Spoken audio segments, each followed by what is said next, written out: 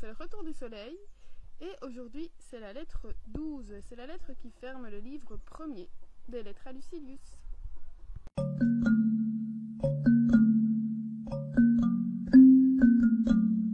Dans cette lettre 12, Sénèque a fait une découverte. Il s'est rendu compte qu'il était vieux. Alors en fait, il a fait un petit tour dans une de ses villas qu'il a à la campagne. Et en arrivant là-bas, donc il a fait le tour de sa propriété. Puis il s'est rendu compte que sa maison commençait vraiment à vieillir. Il dit oui, mais ça ne va pas, c'est pas assez bien entretenu. Donc il va voir le régisseur et le régisseur lui dit mais ça n'a rien à voir avec l'entretien, je fais tout ce qu'il faut, mais les briques sont vieilles. Et Sénèque dit, pense en lui-même, ah oui, en fait ces briques elles datent de ma jeunesse. Puis il aperçoit des platanes, donc des arbres, et il se dit mais enfin ces arbres sont tous desséchés, ils sont moches, qu'est-ce que tu fais? Il dit non mais je fais tout ce qu'il faut, mais il faut dire que ces arbres sont vieux, on ne peut plus rien y faire. Et puis tout d'un coup il rencontre un homme qui lui paraît fort vieux, il l'appelle d'ailleurs le vieux décrépit, et il dit mais tiens, qui es-tu toi qui a l'air d'être si proche de la mort? Et, ah mais en fait je suis un tel, je suis le fils de ton régisseur, tu m'as connu petit garçon. Alors là-dessus il se rend compte que lui donc doit être plus vieux que ce vieux décrépit, et donc voilà, il se rend compte à ce moment-là qu'il est assez âgé. Alors on dit on pense qu'il a à peu près de 65 ans. J'ai pas dit que 65 ans c'était vieux, mais à l'époque c'était déjà vieux. Alors, mais c'est là, en fait, le fait de se rendre compte qu'il vieillit, ça ne l'attriste pas. Au contraire, parce qu'il dit, la vieillesse, embrassons-la, aimons-la. Il dit qu'elle est pleine de plaisir si on sait l'utiliser. Alors justement, il donne l'exemple des fruits. Les fruits qui sont très mûrs, eh bien, c'est à ce moment-là qu'ils sont les meilleurs. De même que c'est la dernière coupe de vin qui apportera l'ivresse, donc la meilleure partie. Et aussi qu'en fait la vieillesse, vu que on arrive à la fin, qu'on a pu normalement accomplir tous les désirs, eh bien aucun plaisir ne lui manque plus. Donc il retrouve alors la douceur, il n'est plus dans l'urgence, plus dans le désir d'accomplir quelque chose. Alors Lucilius lui dit mais oui mais en fait quand on est comme ça vieux, c'est pas très agréable de voir la mort tout le temps devant soi. Il lui répond qu'en fait qu'on soit jeune ou vieux, on doit toujours avoir la mort sous les yeux, parce que la mort elle ne choisit pas en fonction de l'âge, hein. Donc on peut mourir jeune ou vieux. Ça me faisait penser à Félix, mon petit garçon de 5 ans, qui lui s'amuse à demander l'âge aux personnes en étant persuadé que c'est celui qui est le plus vieux qui va mourir en premier. Donc voilà, il me demande, il dit ah toi maman tu vas mourir avant papa parce que tu es plus vieille que lui, et donc mamie, voilà. Donc pour lui on meurt, j'ai expliqué que ce n'est pas le cas, mais donc on meurt selon l'âge qu'on a. Donc c'est les plus vieux, c'est dans la logique pour lui, hein. Donc plus on est vieux, c'est les plus vieux qui doivent mourir le plus tôt. Alors, comparativement, alors ici, oui, comparativement, parce qu'il va le comparer au jour.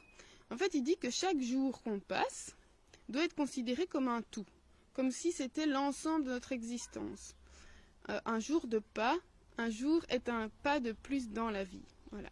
Alors il dit qu'en fait, la vie est composée de cercles concentriques.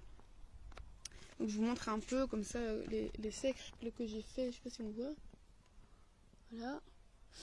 En fait, le cercle tout autour, ça représente la vie, donc de la naissance à la mort. Au milieu, on a les différentes périodes de la vie. Puis plus on se rapproche, plus on arrive à des périodes petites. Donc on va retrouver le mois, puis donc l'année, puis le mois, puis le jour.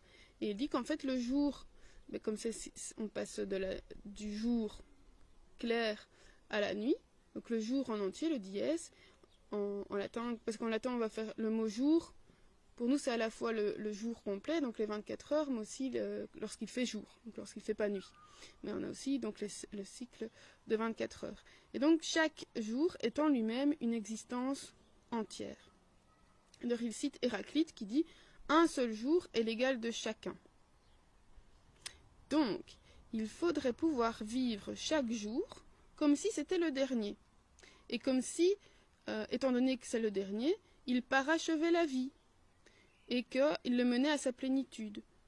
Donc il donne l'exemple de Pacuvius. Alors ça c'est un mauvais exemple, mais c'est un exemple un peu de débauche, mais on va voir pourquoi il en parle. Donc Pacuvius qui a été gouverneur de Syrie, qui lui, tous les soirs, se faisait organiser un banquet de funérailles.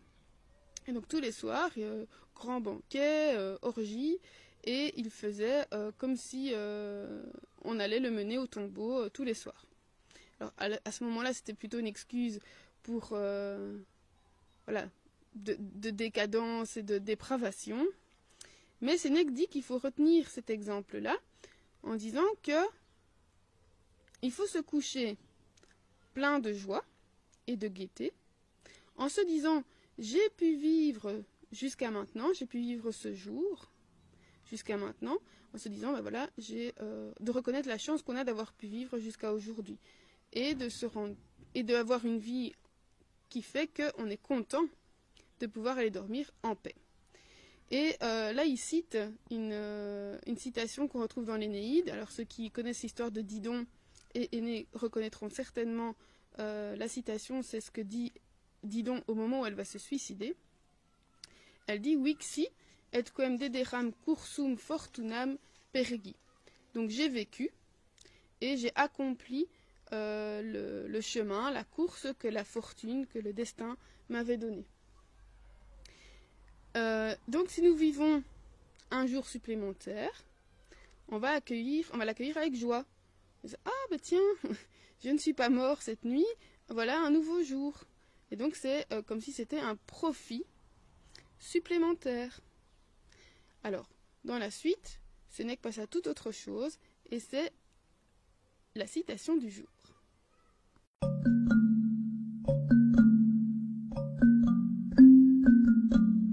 Je vais chercher une citation chez Épicure pour changer, mais c'est pas celle-là que j'ai retenue.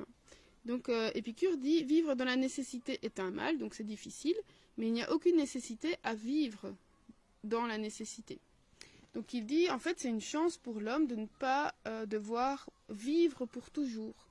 C'est l'idée qu'on retrouve ça chez les épicuriens et chez les stoïciens, que si la vie devient vraiment insupportable, il est à ce moment-là admis de penser au suicide. Et que donc ici, Sénèque dit que c'est facile. Les voies vers la liberté peuvent être faciles. Donc, quand on connaît la fin de sa vie, voilà, il a usé de ce dont il nous parle ici. Alors la citation c'est « Sciant quae optima sunt esse communia ». En fait, il dit que même si toutes les citations qu'il va chercher se trouvent chez Épicure, enfin la plupart en tout cas, se trouvent chez Épicure, il ne faut pas vraiment regarder de qui ça vient, mais plutôt que comme ce sont des bonnes paroles, bon, on ne fait pas spécialement attention à de qui ça vient, est-ce que c'est un stoïcien ou un épicurien, que toutes les bonnes choses en fait sont communes. Il y a l'idée de quelque chose d'universel, de naturel. Voilà, si c'est une bonne parole, qu'elle vienne d'un épicurien ou d'un stoïcien, on la prend et on en fait quelque chose qui fait partie de notre vie. Et donc voilà, parfois on va regarder d'abord de qui vient l'information, donc même dans notre vie de tous les jours, hein. On va d'abord voir de qui vient l'information en disant oh non, cette personne-là, de toute façon, voilà, il n'y a rien à en tirer. Alors que finalement, si on s'ouvre un peu, peut-être que la personne a quelque chose vraiment d'intéressant à nous apporter. Voilà. Et l'inverse est vrai aussi, parce qu'on a parfois des gens, donc on parlait d'exemples hier, donc des gens qui sont pour nous des inspirations par exemple.